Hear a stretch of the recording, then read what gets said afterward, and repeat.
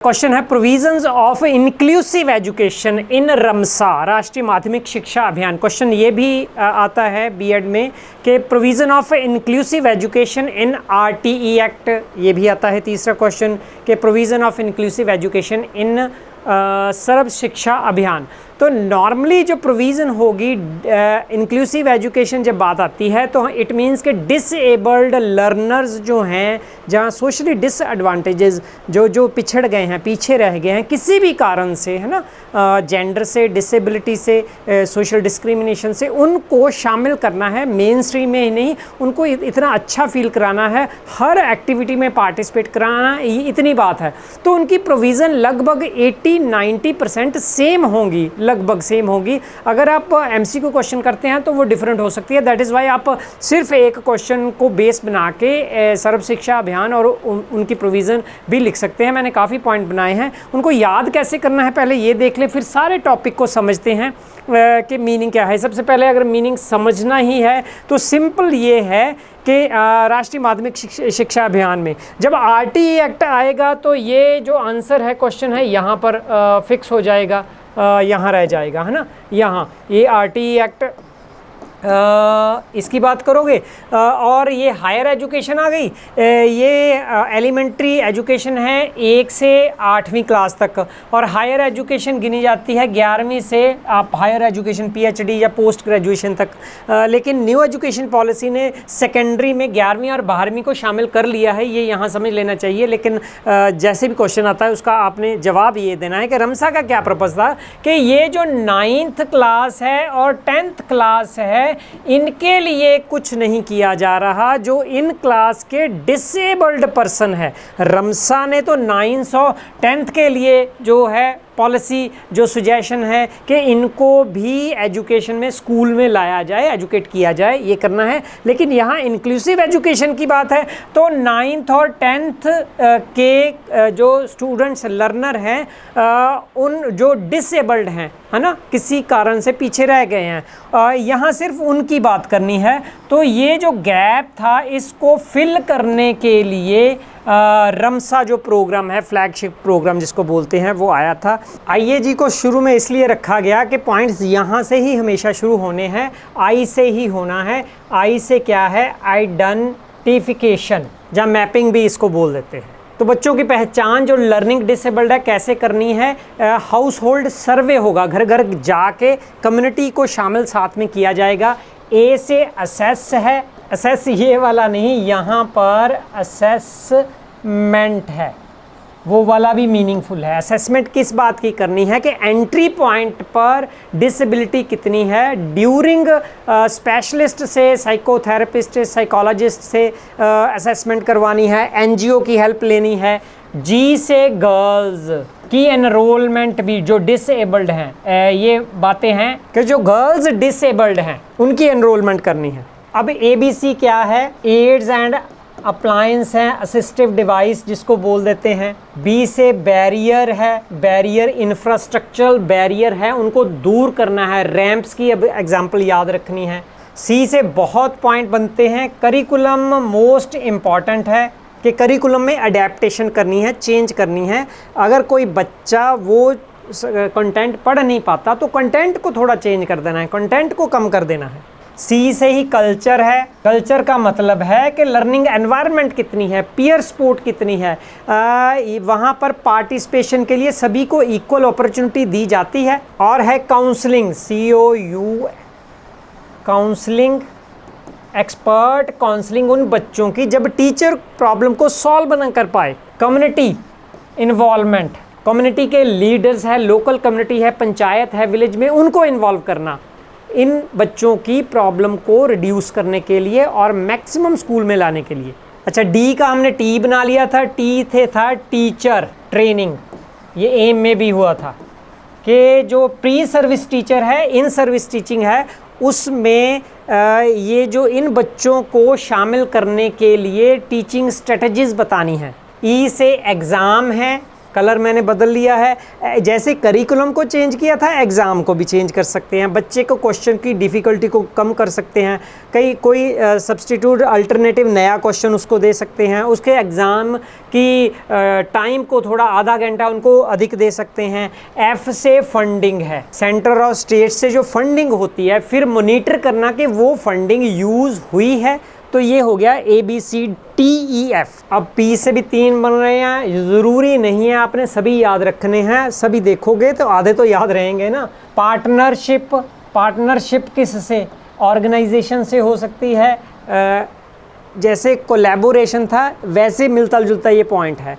PTA है, parent teacher association है, क्यों बनानी है? फीडबैक लेनी है कि बच्चे के बारे में स्कूल को पता लगे और स्कूल या टीचर बता सके पेरेंट्स को कि बच्चे की स्पेसिफिक प्रॉब्लम, लर्निंग प्रॉब्लम ये है। और policy, special policy making. R से रिसोर्स, रिसोर्स बहुत ज़्यादा इम्पॉर्टेंट पॉइंट है। रिसोर्स रूम भी हो सकता है, रिसोर्स टीचर भी हो सकता है, इसका डिफरेंस आगे चल के बताता हूँ।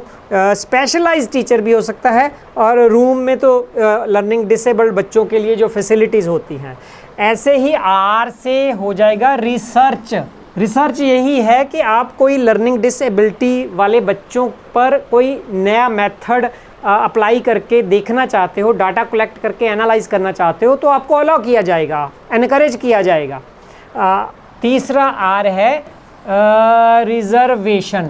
जैसे इन बच्चों की आगे चल के भी रिज़र्वेशन है, 3% रिज़र्वेशन है। O से होगा ओपन स्कूलिंग। अगर बच्चे छोड़ जाते हैं तो वो ओपन स्कूलिंग में भी उनको टीच किया जा सकता है, एजुकेट किया जा सकता है।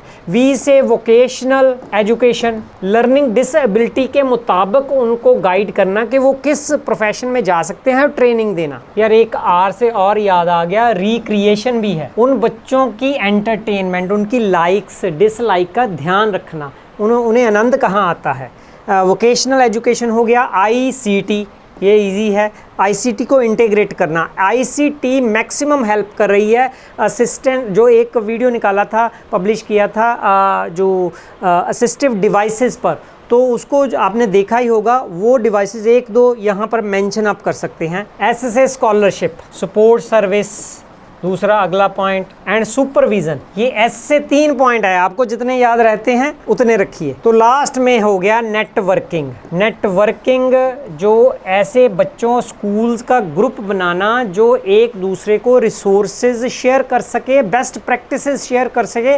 मैंने अपने स्कूल में ऐसे बच्चों को, ब्लाइंड बच्चों को, ईशान जैसे बच्चों को ऐसे पढ़ाया तो आउटपुट अच्छी आई, तो वो दूसरे स्कूल से, दूसरे टीचर से शेयर करना, एक ऐसी कम्युनिटी बना लेना। डिटेल में करना है तो provision of inclusive education in RMSA, हाँ उल्टा है। तो फर्स्ट है आइडेंटिफिकेशन या मैपिंग, जिसमें आइडेंटिफिकेशन में टोटल पॉपुलेशन जो डिफरेंटली एबल बच्चे, सेंसस डाटा क्या है 2.13% जो आइडेंटिफाई हुए हैं। लेकिन UDISE डाटा जो कह रहा है, जिसने आइडेंटिफाई किए हैं जितने बच्चे, वो 1.07 है। ये गैप है, गैप कितना है 1.06 का। तो आइडेंटिफिकेशन के लिए जो एक्शन प्लान बनना चाहिए, जो सजेस्ट किया जाता है, school management and development committee, SMDC, full form भी पूछी जा सकती है टेट में। तो ये आइडेंटिफिकेशन क्या करनी है, एक वर्ड आपने याद रखना है कि हाउस होल्ड सर्वे, घर घर जाके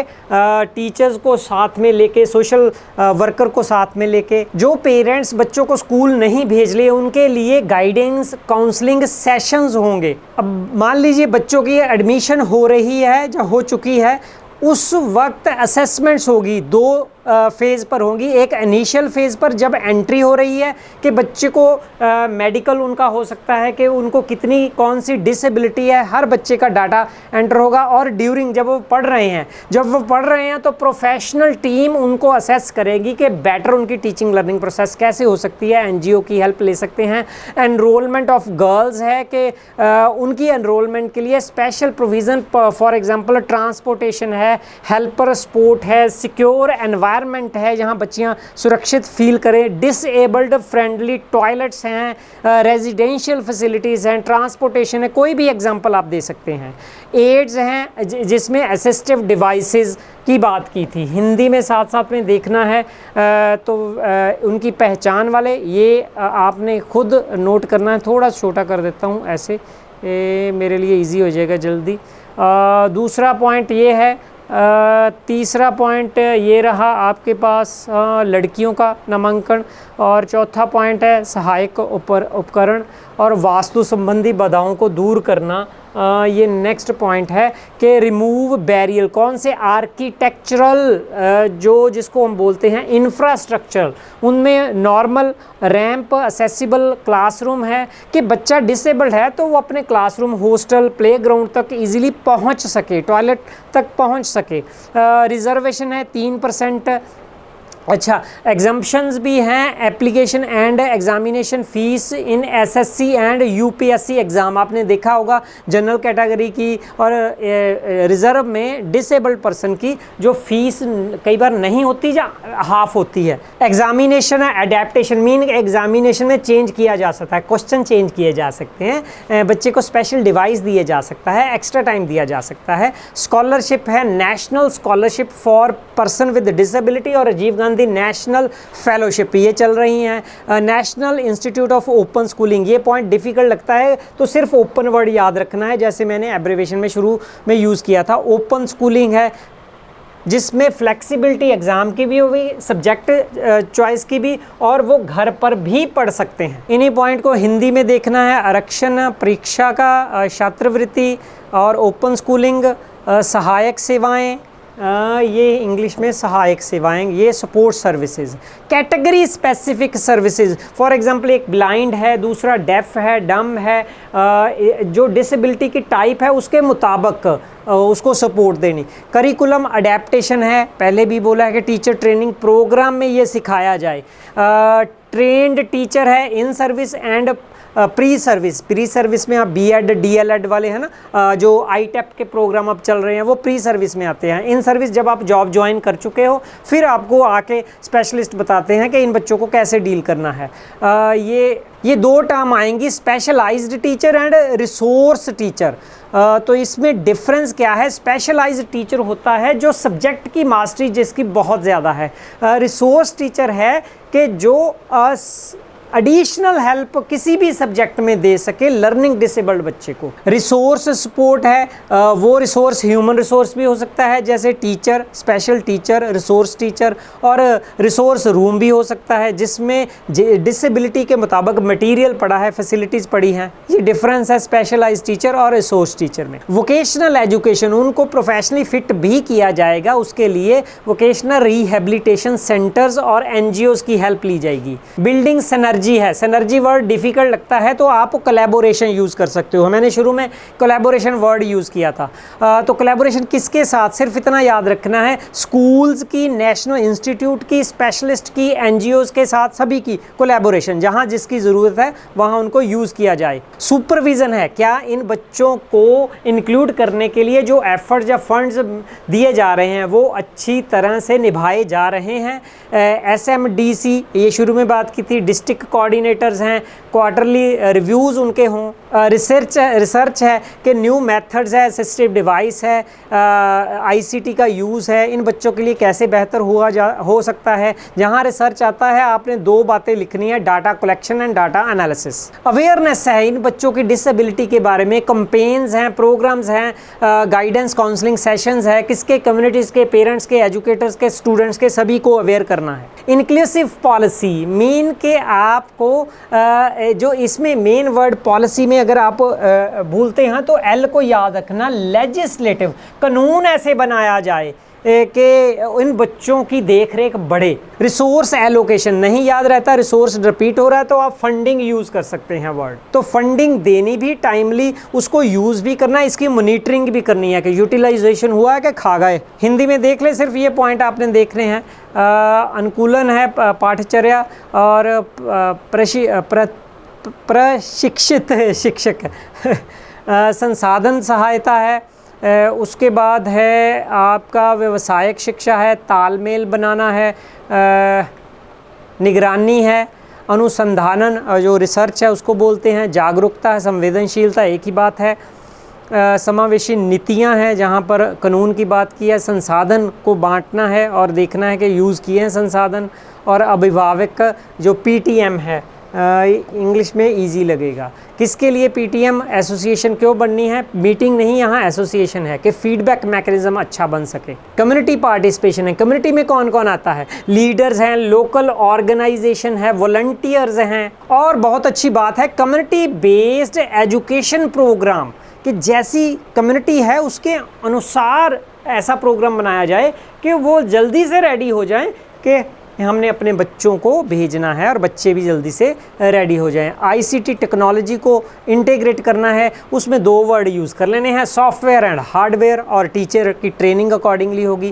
काउंसलिंग, जहाँ पर टीचर प्रॉब्लम नहीं सॉल्व कर पाता वहाँ साइकोलॉजिस्ट, साइकोथेरेपिस्ट उनकी मेंटल हेल्थ और इमोशनल हेल्थ को, क्योंकि इन बच्चों पर कमेंट बहुत होते हैं, वो आइसोलेट हो जाते हैं, है ना। आज ही मैंने वैसे पढ़ा था अलोन, अलोन इसका मतलब क्या बना? All in one, all in one.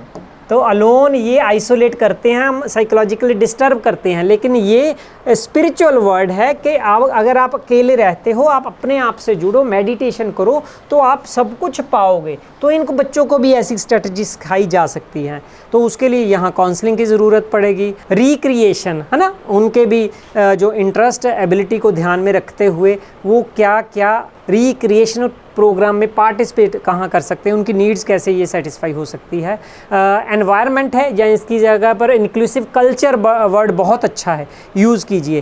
तो कल्चर कौन सा है? जिस स्कूल में डाइवर्सिटी की, डिफरेंसेस की वैल्यू पाई जाती है, इंपॉर्टेंस है, उनको लर्निंग के लिए यूज़ किया जाता है, और मैक्सिमम पार्टिसिपेशन जिनकी होती है, पीयर सपोर्ट मैक्सिमम होती है, ये कल्चर है। नेटवर्किंग है, तो नेटवर्किंग किसके है? ये अगर कोलैबोरेशन के साथ आपका ओवरलैपिंग होती है तो इसको भूल जाओ। विद अदर स्कूल्स ऑर्गेनाइजेशंस, तो ये बहुत अच्छा पॉइंट है। Share resources and best practices, that is all. तो ये इक्वल अपॉर्चुनिटी और फुल पार्टिसिपेशन की तरफ रमसा लेके जाना चाहता है। आरटीई और सब शिक्षा अभियान भी यही पॉइंट को 80% को रिपीट करेगा। तो इन बच्चों को मेन स्ट्रीम में लाने के लिए और वहाँ उनको अपनापन फील कराने के लिए ये प्रोविज़न्स हैं। हिंदी में सामुदायिक भागीदारी, सूचना एवं संचार पर आईसीटी, परामर्श, गाइडेंस एंड काउंसलिंग, और उनका मनोरंजन। एक वर्ड ही याद कीजिए आप, वातावरण यहाँ याद कीजिए, सिर्फ जो कल्चर बोला था, नेटवर्किंग है, और ये आपके पॉइंट खत्म हो गए। IAGABCDEF, DF ने टी से टीचर बन जाएगा। ऑफ इंक्लूसिव एजुकेशन की प्रोविजंस बताइए जी, दैट्स ऑल।